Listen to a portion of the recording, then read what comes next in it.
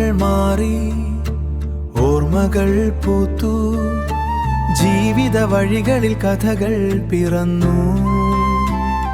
സാജൻ ചെമ്പഴയുടെ ഇന്നലെകൾ, മഴ നനഞ്ഞ ബാല്യത്തിന്റെ പാതകളിൽ സ്വപ്നം വിതച്ചൊരു യാത്രയായിരുന്നു.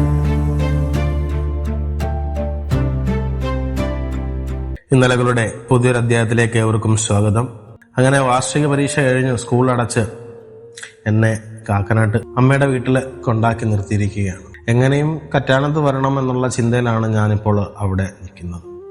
ഒരു ദിവസം രാവിലെ അപ്പച്ചൻ അന്ന് വണ്ടിയിൽ പോയില്ലായിരുന്നു, അപ്പച്ചൻ വീട്ടിലുണ്ടായിരുന്നു. അങ്ങനെ ഞാനും അപ്പച്ചനും അമ്മച്ചിയും കൊച്ചന്മാരും എല്ലാം കൂടി വീട്ടിൽ ഇരിക്കുന്ന സമയത്ത് വീട്ടിൽ ഒരു ആടുണ്ടായിരുന്നു. ഈ ആടിന് ചനയായിട്ട് അത് പ്രസവിക്കാറൊക്കെ ആയി നിൽക്കുന്ന ആടായിരുന്നു. പെട്ടെന്ന് ആടിന്റെ കരച്ചിൽ കേട്ട് പോയപ്പോൾ ആട് പ്രസവിച്ചു.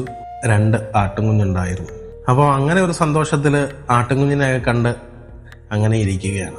അത് കഴിഞ്ഞ് ഈ ആട്ടുംകുഞ്ഞിനെ 2 ദിവസമൊക്കെ കഴിഞ്ഞപ്പോൾ ഈ ആട്ടുംകുഞ്ഞ് ഓടിച്ചാടി കളിക്കുവാനൊക്കെ തുടങ്ങി. അതിൻ്റെ പുറകിന് ഓടിച്ചാടിയൊക്കെ നടന്ന് ഓരോ ദിവസവും അങ്ങനെ അങ്ങ് തള്ളിവിട്ടു. അവസാനം ഈ ആട് കൊച്ചമ്മ മറിച്ചിട്ട ഒരു അനുഭവം വന്നു. അങ്ങനെ അപ്പച്ചൻ ആടിനെയും കുഞ്ഞിനെയും എല്ലാം കൂടി അങ്ങ് വിറ്റു. ഇനിയും ആടിൻ്റെ ഒരു കൃഷി നമുക്ക് വേണ്ട. കൊച്ചമ്മയുടെ കൈക്ക് നല്ല പരിക്കുണ്ടായിരുന്നു. അതുകൊണ്ട് തന്നെ അപ്പച്ചൻ ആടിനെ കൊടുത്ത് കാശാക്കി കൊച്ചമ്മയുടെ കൈ ചികിത്സിക്കാനായിട്ടുള്ള പരിപാടി ആരംഭിച്ചു. വീണ്ടും എനിക്ക് വിഷമമായി. കാരണം ഒരു അനക്കമില്ലാത്ത അവസ്ഥയിലേക്ക് വീട് എത്തി. ഇടയ്ക്കിടയ്ക്ക് ചോദിക്കുന്നുണ്ട്, എന്നെ എന്നാ കറ്റാനത്ത് കൊണ്ടുവിടുന്നേ, എന്നെ എന്നാ അവർ വിളിക്കാൻ വരുന്നേ, ഇതൊക്കെ ചോദിക്കുന്നുണ്ട്. പണ്ടത്തെ കാലത്ത് ഫോണും കാര്യങ്ങളൊന്നും ഇല്ലാത്തതുകൊണ്ട് ആരെങ്കിലും വന്നാൽ പോകാം, അല്ല ഇവിടുന്ന് കൊണ്ടുവിട്ടാൽ ചെല്ലാം എന്നുള്ള വിശ്വാസത്തിലൊക്കെയാണ് ഇരിക്കുന്നത്. അങ്ങനെ ഒരു ദിവസം പപ്പ ഉച്ചയായപ്പോൾ വന്നപ്പോൾ കുറച്ച് അപ്പവും ഇറച്ചിയോട്ടൊക്കെയാണ് വന്നത്. പപ്പ പറഞ്ഞു, ഇന്ന് വീട്ടിൽ പുതുപ്പള്ളി നേർച്ച നടത്തിയായിരുന്നു, അപ്പം അതിൻ്റെ പങ്ക് ഇവിടെ കൊണ്ടുവന്നതാണെന്ന് പറഞ്ഞു. അപ്പം ഞാൻ പപ്പാടെ പറഞ്ഞു, പപ്പ എനിക്ക് പപ്പാടെ കൂടെ വന്നേ പറ്റത്തുള്ളൂ, എന്നെ കൊണ്ടുപോകണമെന്ന് പറഞ്ഞു. നീ ഇപ്പോൾ വരണ്ട, ഇപ്പോൾ വന്നു കഴിഞ്ഞാൽ ശരിയാകത്തില്ല, പപ്പ വരാം, അടുത്ത ആഴ്ച വന്ന് കൊണ്ടുപോകാം എന്ന് പറഞ്ഞു. ഞാൻ പറഞ്ഞു, പറ്റത്തില്ല, നടക്കത്തില്ല, എന്നെ കൊണ്ടേ പറ്റത്തുള്ളൂ, എനിക്കിവിടെ ഒറ്റയ്ക്ക് നിൽക്കാൻ ആരുമില്ല.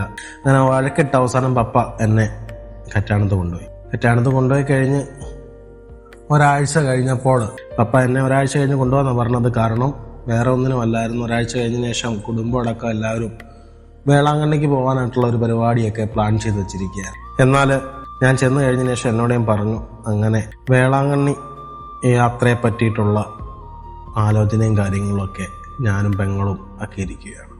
പിറ്റേ ആഴ്ച വേളാങ്കണ്ണിയിലേക്ക് പോകാനായിട്ട് ഒരു ടൂറിസ്റ്റ് ബസ് പറഞ്ഞിട്ടുണ്ട്. കച്ചവടക്കാരെല്ലാം കൂടി ചേർന്നാണ് പോകുന്നത്. വേളാങ്കണ്ണി മാത്രമല്ല, ഒരുപാട് സ്ഥലങ്ങളുണ്ട്.